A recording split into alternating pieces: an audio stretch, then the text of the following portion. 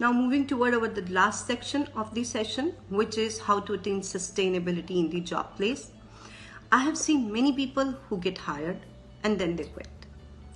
If you're quitting your current job, present job, because other job option is ready for you, then you do not need to worry about it. But if you are quitting this job just because you find it little stressful and you are unable to handle the pressure of your current job, then you need to think twice.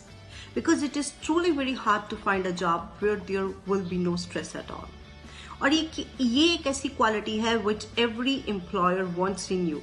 That means they do not want to hire a person who has some stability issues. They want to hire for a longer period of time. So कुछ skills होती हैं, कुछ techniques होती हैं जिस पर हम work कर सकते हैं और अपनी job को stable बना सकते हैं.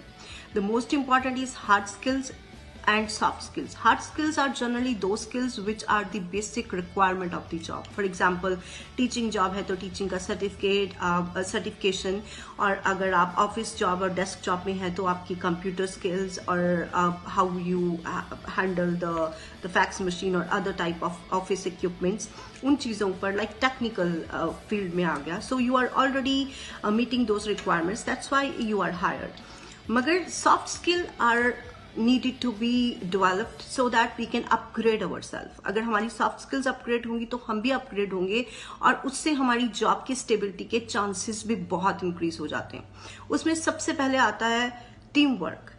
मेरे लिए तो ये बहुत important है because what I know or what I believe is that जितना हम एक training से नहीं सीखते उतना हम अपने colleagues से सीखते हैं, अपने सीनियर्स अपने जूनियर्स से सीखते हैं. So it is very important to maintain a very healthy professional positive atmosphere with all of them, ताकि आप भी उनसे बहुत कुछ सीख सको और वो भी आपसे बहुत कुछ सीख सके. They find a good support in you and you will find a good support in them.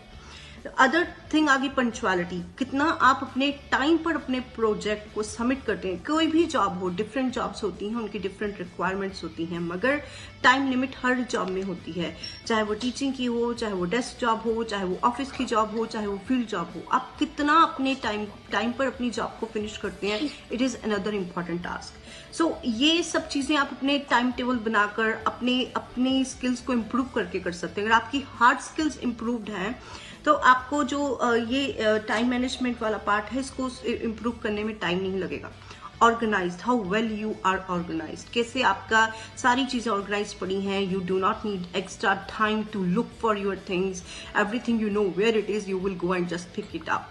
सो इन सब चीज़ों में भी बहुत टाइम अदरवाइज इन्वेस्ट होता है, वेस्ट होता है इनफैक्ट. और पंक्चुअलिटी, ऑर्गेनाइजेशन स्किल्स, ये सब चीज़ें सॉफ्ट स्किल में आती हैं. और इसके अलावा एक और स्किल होती है, that is be real, not perfect. We should not think that we can be perfect one day. There is not such a thing called perfection. There is always a scope of improvement. It is हमें चाहे हम किसी भी level पर पहुंच जाएं, कितने ही year हम एक जॉब पर स्पेंड कर ले, we can always learn something new. When you are accepting yourself as a real person, then you are always ready to learn new things. So when you are ready to learn new things, when you are upgrading yourself, then your job is stable. फिर भी अगर आप लोगों को कोई भी assistance चाहिए, then we are always here.